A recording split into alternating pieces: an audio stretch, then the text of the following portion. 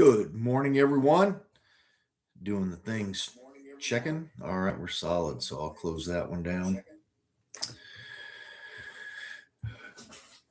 Again, good morning. My name is Tom Davis, and I am your host for The Ground Truth, TN4, and the candidate for Republican primary, U.S. House of Representatives, Tennessee's 4th Congressional District. I'm going to apologize up front here. I'm feeling a little bit off this morning. But we'll work through it. That's what we do. We'll get after it here. So, let me get there we go. Get my background right. All right, few of you on there. Hey, drop a comment, say hello, and we'll let it wind up for a few minutes here, and then start into some topics and what we've been up to this week and what we've got coming up. Big thing coming up today is our cornhole tournament and fundraiser, and that is at the Victory Center in Morrison. And we'll start this afternoon. Setup is going to start around 3 or so. Don't worry about that. Show up about 5 is when we're going to start serving. If you're going to play cornhole, again, show up, have dinner with us, and then it's pulled pork from Prater's Barbecue, and then get your team together, two-person teams, and sign up for the cornhole tournament. We have Prater's pulled pork barbecue, 2 sides, and a cookie. That I believe is $15. We do have hot dogs and a side and a cookie. I believe it's how they're doing it. You can get on the Facebook page and check all that out. But I think the hot dog menu for the kids, or whatever, if you want your own hot dog, get one. But I think that's $8. And then $25 per team to sign up and do the cornhole. So yeah, show up for that, and we'll have a good time this afternoon. Hopefully I can work through this mess I got going on, and we'll be all right. It's gonna be a good time either way. Okay. Well, let's get started in this. First of all, we'll talk a little bit about kind of this week and what we had go on. And last night, I was on with the Marion County Messengers. Thanks to Duke and Rurik for having me on. Great conversation. You can go over to their YouTube page and also on Facebook and check those guys out. See the interview here today, probably. I'll get that posted to mine as well, and should be able to start seeing my clips from that. So, but and if you haven't subscribed to those guys, go ahead and do that.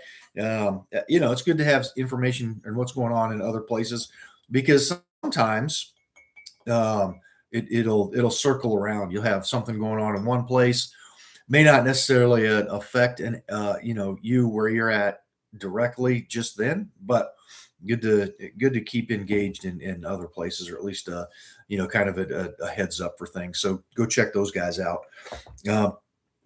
Same deal. While it's crossed my mind for the town hall, which is on the 20th, and Patriot Punk is hosting that, or Patriot Punk Network. Daniel Wagner will be moderating for us. Thank you, sir, for jumping in with that. I believe we're set for them guys to live stream it as well, so you'll be able to see it live stream, and then afterwards, again, we've got myself on there. We've also got Harold Rocky Jones, and then Joshua James. Scott Desjardins didn't even bother to RSVP. He missed the deadline, so he will not be in attendance. So, but again, thanks to those guys. Same thing with the Patriot Punk. They put out some good stuff, and I like the format. The Today in Tennessee segment, 3 minutes, run through some stuff. Again, I think they have had one here in McMinnville, but again, to see what's going on in the other areas. Big shout out to those that have endorsed me. Thank you very much. Tactical Response in Camden, Tennessee. Go take a firearms class with those guys. Tell them you know me. It won't get you much, but let them know that we're getting the word around. Great training up there. But jump on their website. They do a live stream also if you want to kind of get to know those guys, and that's on Wednesday nights. See them on YouTube, Tactical Response Crew. Thanks to Joshua West and the crew over there at, oh my gosh, yeah, this is a struggle this morning. Foghouse Firearms in McMinnville. Again, in endorsement. Did I say sponsorship first? Endorsements. These are businesses that have endorsed me as a candidate. So if you're in McMinnville, Warren County area or surrounding, come see those guys. Same thing up in Grundy County, Campbell's Armory. Go see those guys. Great. I was up there yesterday. Made the round around and saw those guys. Good talking with them. And then down in Marion County, Chandler Hardwoods. It's a firearm store. Thanks down there to James and Tom Hudson down there. Appreciate you guys. So there we go. I think that's everybody. And thank you to everybody who tunes into this. Thank you to all of you on the Facebook that are following me there and jumping in with this endeavor to unseat what I feel is an incumbent that needs to go. Too comfortable, complacent in what he does, and we'll get into a few things as to why that is. So yesterday, and all that big path talk about the Marion County Messengers, and then what else did we do this week? The AI discussion. That's a hot topic that's hitting right now. A lot of different areas here in the 4th Congressional District, but in particular, in McMinnville, the City Council had a special session to discuss this very topic and the implementation of a moratorium, so kind of a pause, if you will, on these AI data centers. And it was, and go watch the video, Warren First 931 should be up. I can't verify, but I'm sure Kelly, she did broadcast it, and I'm sure it's up on her YouTube. So you can go see the whole town hall or the city council meeting. But all said and done, about an hour and a half of folks coming up saying no to these things. And then the city council did unanimously pass the moratorium. So that means is there's a pause on it. They're going to study it, see the impacts, pluses, minuses, how it will impact the community. And so here's the follow-up for the residents, and not only in McMinnville, but Warren County, because this does have the potential to impact folks outside of McMinnville through pollution, things of that nature. So, but not exactly zero people got up in favor of bringing the data center in. So I think regardless of any type of benefit, it's going to be a hard row to hoe for anybody trying to persuade anybody to jump on board and say, yes, let's bring these things in. So, and like I said, city council unanimously voted in favor of the moratorium. So they paused it, they'll study it. But here's what needs to happen if if resident citizens truly do want to keep these things out, is you have to stay engaged with those entities, in this case, the city council, and just, let them know, hey, we're still watching it. The answer is no. So however you got to do it. And here's the thing on this to keep in mind is the city or county or whichever you're doing needs to have this done correctly, legally. So that way these corporations cannot, I mean, they always can, but it's less likely for them to be successful in a lawsuit, and then they jam it down our necks anyway. So allow them this time, this 18 months to do the due diligence on it, and pros, cons, input from the citizenry. And in fact, we might at 18 months we may come into an election cycle again. So that's how you do is just keep that pressure on. And it was interesting, and to me, some of the comments were like threatening. Hey, it's your, well, which is fine. I guess that's how you want to go up there and present it. But just the reminder. Hey, we're watching your votes, and you're hearing everybody say no. So, but that's how you do it. Just let them know. Keep calling them. Attend the meetings, or have someone attend the meeting. There's a Facebook group out there now. And I actually, just so I can stay in the loop on this too. Let me see if I can find it. I think it's Warren County against AI, I think is what it is. Warren, I'm looking it up. Let's look it up in real time. You know what? I'm just going to do it this way. Boom. Should be one I'm following.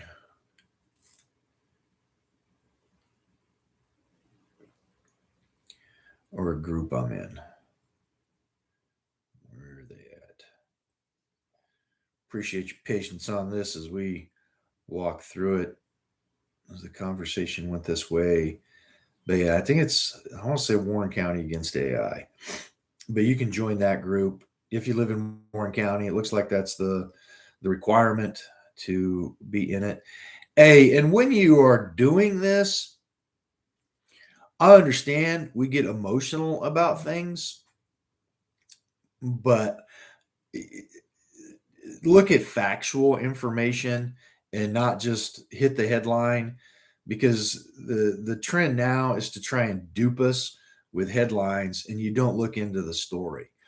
There was, in fact, was it the other day? Cindy was on there, and it was talking about, Pepsi had shut down or had left Chicago, their bottling plant there. And it was presented or came up and looked like it was like a recent event. And it was not. It was like 24. It did happen, but this was in 24. And so, but some of the stuff they'll make it look to pitch a narrative. All I'm saying is look a couple layers down and ask the questions. All right. It's it's Warren County against AI. I don't spend a whole lot of time looking. Let me try it one more time. All right. County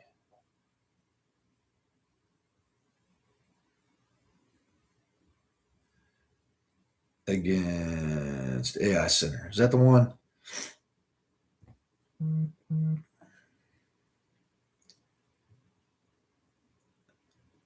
Warren County against AI data centers. There we go.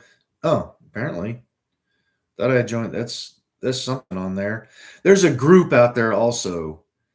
It looks like the same one. All right. Either way, maybe they changed their page. I had to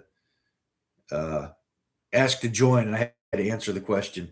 But get on there. And again, hey, let's. Oh my gosh, let's try and be at least somewhat civil with each other. But if you're for them, I mean, talk to folks and see what say what the benefit is to people. But again, I heard nobody came up and said, yeah, man, let's get us some data center.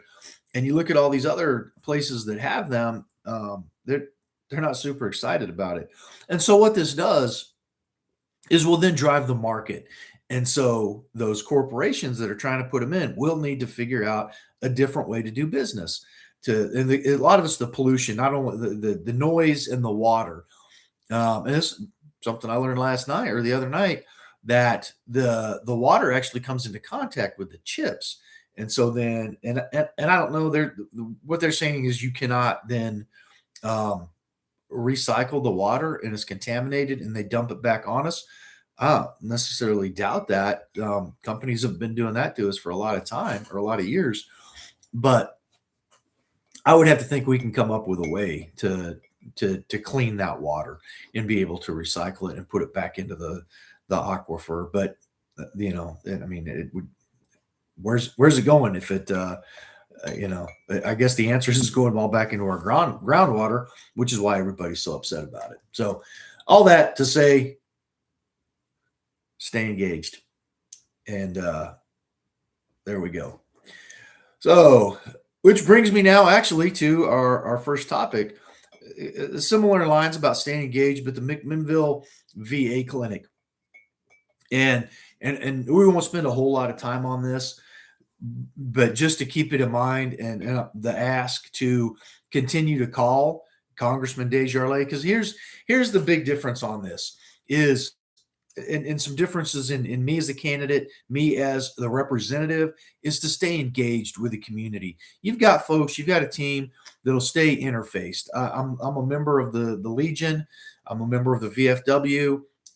These guys contact me. They'll have my info and will be able to tell me, the issues. In addition to that, a staff that you have in Washington D.C. and here in Tennessee, and there was a breakdown there some way that needs to be fixed. So that we're not, like, oh my gosh, what happened? It happens. I'll give it to him, but we're hearing nothing about how he's fixing that breakdown, how he's going to be more engaged, how we're gonna attempt to prevent this from happening again. And I keep saying it. I'm not necessarily saying we need to fire anybody, but someone needs at least a talking to, at least the letter he sent to the VA, like, hey, what happened? And here's the difference too: we if we don't stay engaged, it'll drop off, and the clinic will close at the end of the year as they've done it, because we got a temporary stay on it. But and thanks to Congressman John Rose for taking the lead and dragging Congressman Scott Desjardins off his butt and into action. So, but we got to be on top of it to begin with, and that's the start, and then we can react, but at least react, with some leadership, and not just, oh my gosh, what happened? How about those follow-up things? How are we going to keep it open? Where's, you can't tell me all the money that we're throwing to the VA, that we can't do it. And that's what I said before. And that's what happened. We've got it open for a little bit longer. So let's just stay engaged. And again, as veterans, as that community, keep writing the letters, keep engaged, and ask the question now: what are you doing, or what have you done to fix the problem? And the fix needs to be that the clinic stays open. Let me be clear on that. That's the fix, because the whole plan they had for closing it down was trash. All they were going to do was push us out to clinics that were not ready to receive us. They're talking about Cookeville and something they're planning, a brand new facility that they're talking about building up there. Okay, that's awesome. However, that does exactly zero good right now. So yeah, and I was not impressed with the town hall that the VA had, because again, all they did was throw up their hands and be like, well, we can't. Oh, you're running for Congress, you should know the law. Like, and guess what happened? Yeah, it's staying open. So there are ways, and where there's enough pressure on these representatives, things will happen. And again, I think being an election year and the way things are cycling out, that played to advantage too. I mean, and timing. I think last year at this time, if it would have happened, would have been toast. All of us veterans that are receiving the care there would have been, making the drive to wherever you got pushed out to. So keep the pressure up. And like I said, differences for myself and Congressman Desjardins, hey, good job, I guess, finally getting off your butt and getting into serious action. And like I said, let's not get blindsided by this stuff, especially, every time you turn around. Oh, I support the veterans. Yeah, okay. Let's I don't want your lip service. I want action. Less talking, more doing. So, and then next thing, let's roll into is, oh, you know what? Yeah, we'll see how we get through some of these topics. But next one, we'll talk a little bit about SAVE Act, and I mean, and this is this issue should be pretty much bipartisan. People understand on both sides that illegals should not be voting in our elections. You should be a full blown citizen of this nation to vote in our elections. That one's just too easy.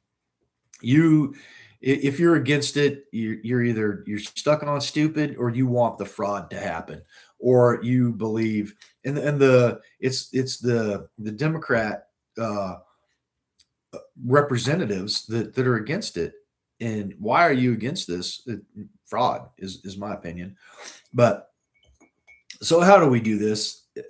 Typically the two branches of Congress kind of stay out of each other's lanes, but let's start calling it out. The Senate is they're clowning on us. They're not getting it done because this has come out of the House. Uh, the Save Act has come out. It's over in the Senate, and them jokers just need to get after it and get it done. This is a no brainer. But and now over in the Senate, they're all butthurt because some of these Senate races, President Trump has not endorsed, or he has endorsed the primary challenger. And in Texas, that cat lost big, the incumbent, which was good. That dude needed to go anyhow, with or without an endorsement of is it Preston's that guy's name? Who actually won it? Like, yeah, Cornyn is a clown show, man. He's anti-gun, the all the things. Get rid of this dude. So that worked out. And then Louisiana, I think, is the other one. Yeah, man. Let's and like I said, with or without that, primaries are where these elections happen. If we as Republicans want stronger leadership, we got to get rid of these weak freaking clowns. I there was another adjective in there I was looking to throw. Try not to try to be family friendly and not throw the profanities in there. It's not good anyway. But yeah, these weak men we send up there that are more worried about getting reelected. Well, I'll tell you what, if you will just do the job and do the things that the American people want done, that you will have no problems. For example, the SAVE Act. For example, birthright citizenship. President Trump is going through right now doing his best with executive orders. Here is the problem with executive orders, and we've been playing this game back since doggone Obama. As soon as the next president comes in, if they're of the opposite side, they're going to undo all of it. And who pays for it out here is us. And that is not the intent. It should be legislation. So back to the Congress, write clear, concise legislation, left and right, hard left and right limits on the executive branch. This is what you'll do. If there are any questions, it comes back to the Congress. It's not up to the Supreme Court to try and figure out what they meant. Bring it back to where it came from. We shouldn't. The judicial branch should not be legislating either.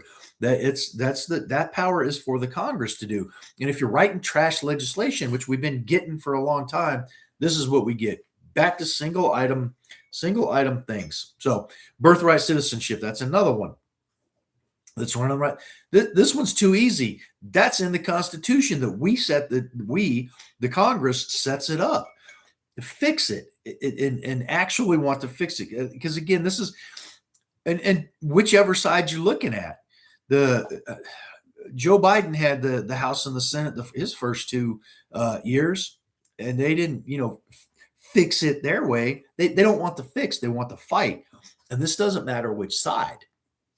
And who gets the shaft? We the people, because we're out here guessing like, oh my gosh, what's going to happen next time? Knock it off, man. So there we go. So like I said, just a different level of leadership. I mean, he got the vote right on that, which I would have voted yes also. But just kind of thinks. I think of another thing is from my notes is that yes vote on these things is the minimum. We need some more effort. And then I've kind of dropped off tracking his show up and vote record, but he's got a pretty poor record of actually showing up to vote.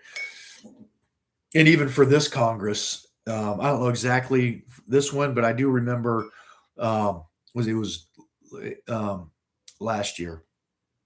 in January, he failed to show up and vote on some stuff. And there was an ice storm where, we had the bad weather come through, yada yada. And I'll understand the weather and, not traveling in it. However, every other delegate from the state of Tennessee made it to Washington, D.C.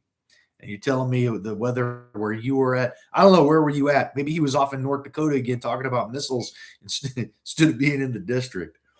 Back to the VA clinic. Let's not forget that, especially veterans, all you guys that showed up to that meeting, that he chose to go to North Dakota. So anyway, so showing up to vote is the minimum. Look it up. He's got a pretty poor record. I think the 435 there, he's in the top 100 of missed the most votes. So there you go. Like I said, the minimum is starting. The minimum start is show up and dang vote. That's the biggest thing you're getting paid to do, is to show up and actually vote. So there we go.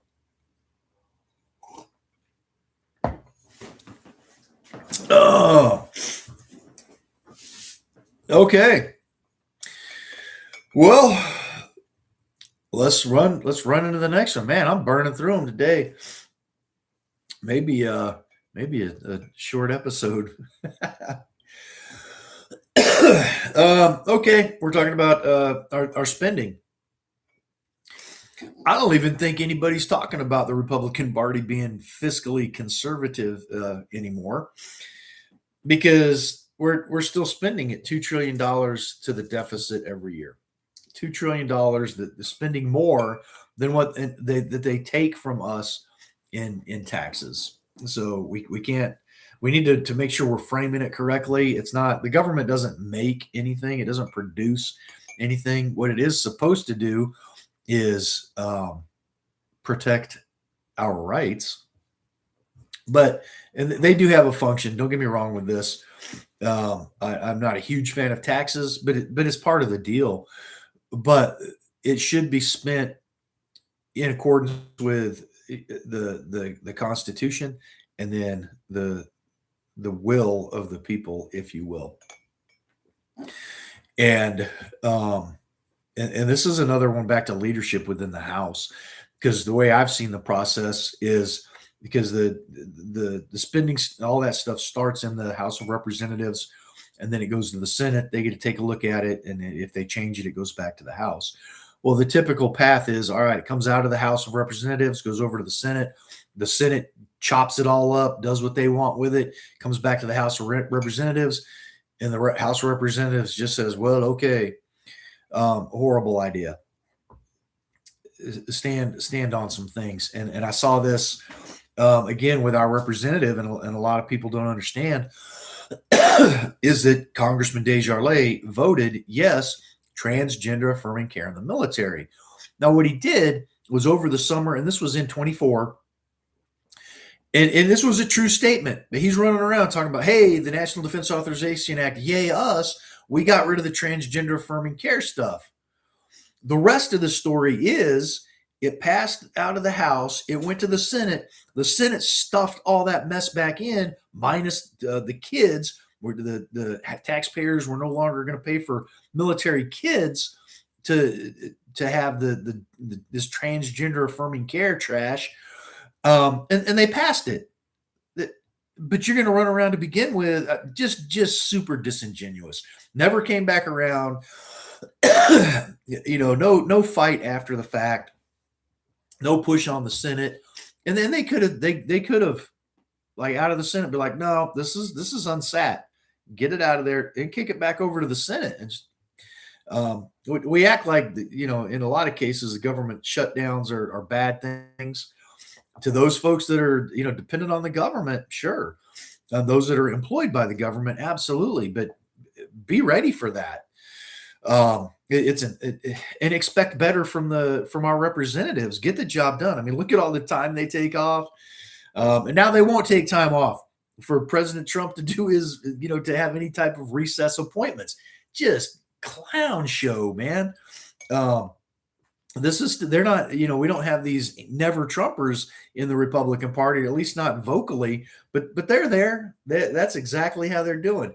And again, let's show some leadership out of our Tennessee delegates, our two senators from um, Tennessee, especially the one, Marsha Blackburn. Where are you at? Why are you not jumping up and down screaming about Thune? Why not do the things to get him out of there? Call the vote. I mean, you're so sure of your win in Tennessee. Burn it down, man. Same thing for Bill Haggerty. Let's go, dude. We want the SAVE Act, and it's the Senate holding it up. Where are you at? Where's the leadership? And if you are doing these things behind doors, let us know. Hey, I'm working on it. Where we don't hear that. These guys just lay low because the margins are huge. So then it's on us. Let's make the calls up there and let them know. And I don't care what, tell them you vote in the Republican primary, or you're considering it if you don't. But yeah, these guys, they're all just up there. They want the back and forth. They want to fundraise on it. I'm getting all these texts now. You fill out a survey like, oh my gosh, go over here. Knock it off. Get up there and do your dang jobs. You won't have to worry about that mess. So, yeah, there we go. So, and then they spending again, back to spending, single item, single package. They try and stuff so much crap in there. And then oh, we're gonna have to fix it next time. Oh, let's do it in the the rescissions process. Stop the nonsense. Stop the madness. Break these things down. Was it 12? These 12 different areas, and just single item stuff, and then back over to the Senate. It's like, you clowns, you got time to do a dang dog show up there, but yeah, get out of here. So, and the last minute stuff, like, oh my gosh, we got it the middle of the night, pass the stuff, and both sides do it. I'm not holding back on anybody. That's how we call it. Republicans will call it an omnibus, like, oh my gosh, it's got all this nonsense in it, and then they pass it in the middle of the night. Oh, boo-hoo. But then Republicans will call it a big, beautiful bill. You'll stuff a bunch of trash in it. Then there was good stuff in it. But then you pass it in the middle of the night. Like, what are you even doing? You raised our debt ceiling. You're still doing these CRs. In fact, I think that's part of what they're doing now. I haven't seen this week, but they're little votorama to try and open we are in a partial shutdown, have been for a minute, but we got a lot of distraction going on. Yeah, so it's nonsense that we got going on. How do you start doing it? Is you start replacing people up there. Like, you're fired, man. Get out. And I would expect the same. I would absolutely expect the same for myself when you put me in there. If you start hearing me voting yes on continuing resolutions, or explaining some things, and I've said this, I will have to vote in some, unconstitutionally in some manners, but those votes will come with extraction. Because there are some programs out there that we have going that we have created a dependency on the government, and so we cannot just pull this from people. The biggest example is Social Security. Ginormous Ponzi scheme. It's absolutely out of whack, and the federal government has no business in your retirement. Absolutely not, especially spending $2 trillion in the deficit, especially $40 trillion in debt, and we're overspending $2 trillion every year. That it doesn't work. That will collapse, and those that are happen to be living through the collapse, it's gonna be painful. In fact, we're already hearing, and I'm in the section now, or the age group. It's being told to expect 30% reduction in what you're receiving. It's like, are you kidding me right now? I've had no choice in this. Every single paycheck I've got, I've filed, whatever, however, I've had to pay into this mess. And you're telling me that when it comes my turn, yeah, that's what a Ponzi scheme is. That's what happens. And we don't have enough people on the back end paying the taxes. and we're sending billions of dollars overseas to the people that hate us. Stop it. I mean, if there was the will to really do it, um, again, I'm not a fan, but if enough people want it, then all right, we can. We've been doing it, but it's unsustainable in the path it is on right now. Um, so like I said, I understand we can't just say nope, we're not doing it anymore. There has to be a plan to get the federal government out of it. For me to vote yes for it. Other than that, yeah, no, thank you. I'm not going to do it. So, and just understand, and I understand. I'm saying things that are probably not going to be popular, but we got to think of the future of the nation, of the kids, grandkids. I do not want to. Not that I'll be around to care about it, but 100 years from now, I don't want that generation or whatever, wherever it comes out, to look back and it's like, it was you guys. You guys did this crap. You had the choice, you had a chance to fix it, and you chose to just keep doing the thing. You chose to continue to deficit spend. You chose to continue to try and do global empire, via freedom. Look, these countries, they don't want it. It's not. Um, I mean, how many times do we have to try it? It's like communism. You just got to get the right people in there trying it. No, knock it off. We can be, we can be globally trading. We can do these things, but we should also be self-sustaining. And this comes back to a lot of this stuff again with spending and these adversaries and allies that we talk about.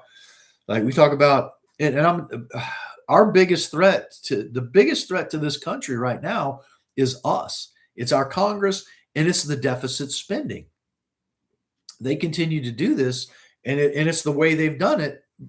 We've pushed our manufacturing, a big chunk of our manufacturing overseas. We've created dependency on. We're portraying China as our biggest adversary out there. Well, if that's the case, why are we so dependent on them for infrastructure items, for pharmaceuticals, for our nonsense, and our bigger stuff too? It's like, why are we?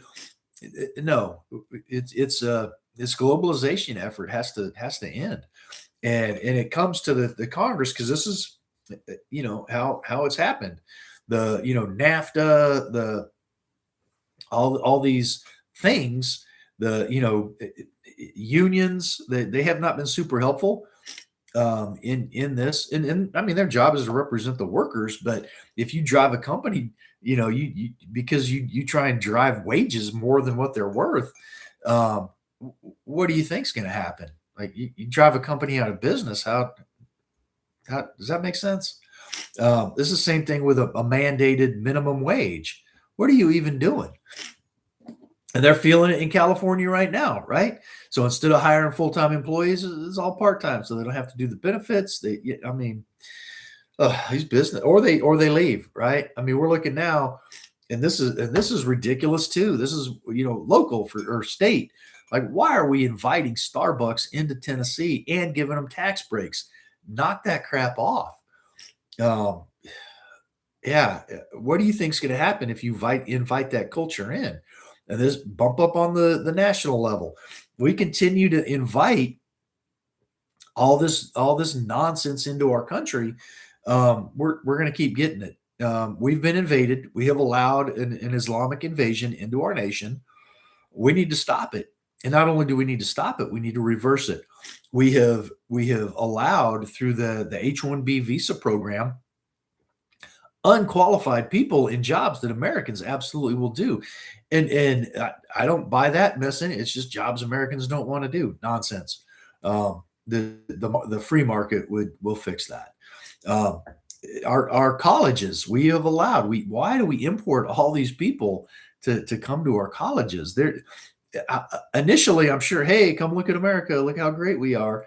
That's not what. Look at the college campuses and what's going on. Cut all of it. Cut all of it.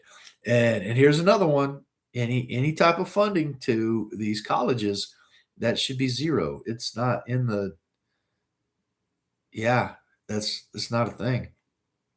Why we're subsidizing, why the federal government is in the student loan business is ridiculous. They should not be. If you know, and especially subsidizing ridiculous degrees, gender studies. Get the crap out of here with that. Um, Absolutely ridiculous to be doing these things. So, um, yeah, and again, back to this, leadership is not the last minute pass in the middle of the night. Leadership is staying there, getting the work done. I mean, look at the calendar. Look at how much and they put on their work in the district. Our representative, we don't see this dude other than some Reagan Day dinners. If you want to, shell out the money to go to those things, ridiculous. Hold town halls. You can. I mean, if you're scared, if you're scared, do the Zoom meetings. Let people call onto that.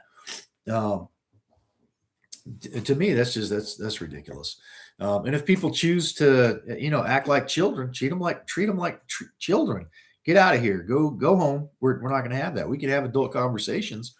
Um, but just because you scream you're purple, your hair is the purplest, and you're screaming the loudest, and you're waving around the biggest, you know, purple dildo. That doesn't mean you win the argument. It means you're a knucklehead, and if that's what you're bringing to the argument, you're not a serious person. Uh, you're just not. I mean, again, you have the right to protest peacefully, legitimately, peacefully, as long as you're not infringing on the rights of